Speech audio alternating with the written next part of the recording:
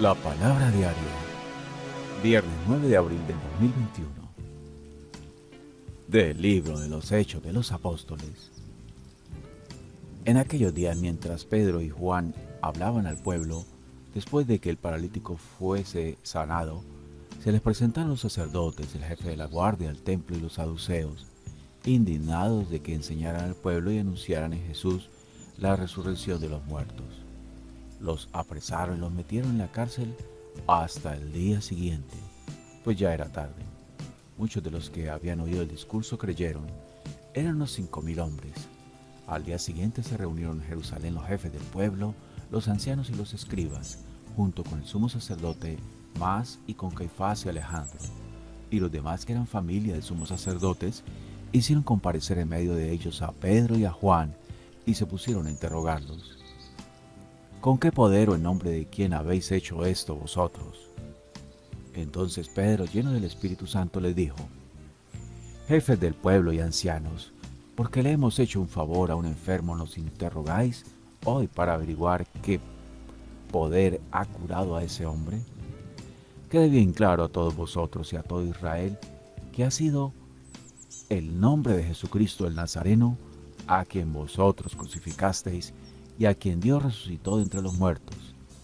Por este nombre se presenta este sano ante vosotros. Él es la piedra que desechasteis vosotros, los arquitectos, y que se ha convertido en piedra angular. No hay salvación en ningún otro, pues bajo el cielo no se ha dado a los hombres otro nombre por el que debamos salvarnos. Palabra de Dios.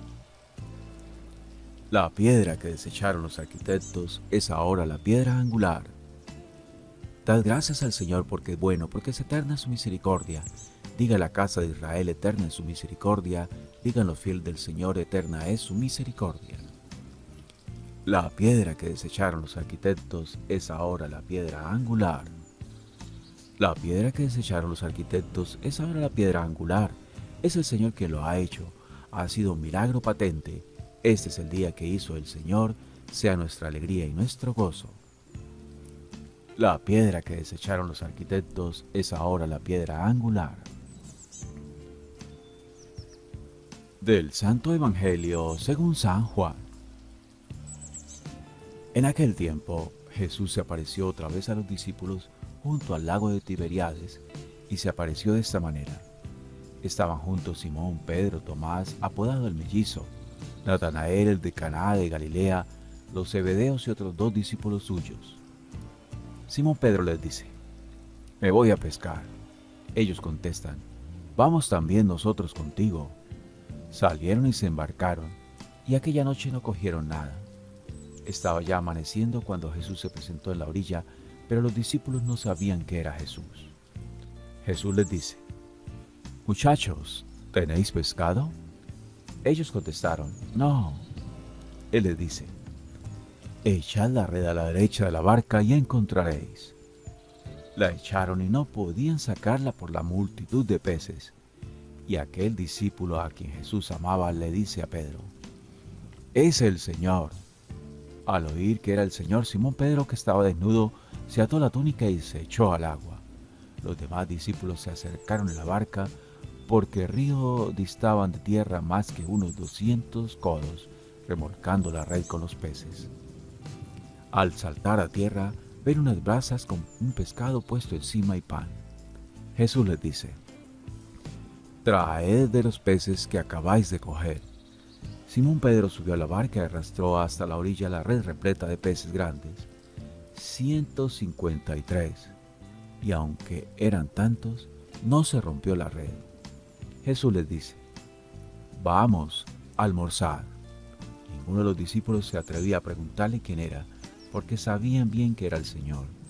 Jesús se acerca, toma el pan y se lo da, y lo mismo del pescado. Esta fue la tercera vez que Jesús se apareció a los discípulos después de resucitar de entre los muertos. Palabra del Señor. Está con nosotros.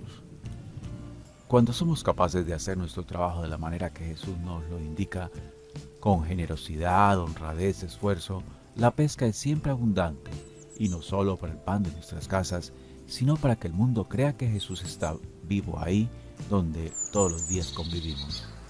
Sí, hermanos, Jesús ha resucitado para estar con nosotros, para actuar en nuestra historia, para convencer al mundo que el pecado y la muerte han sido vencidos. Aleluya, aleluya.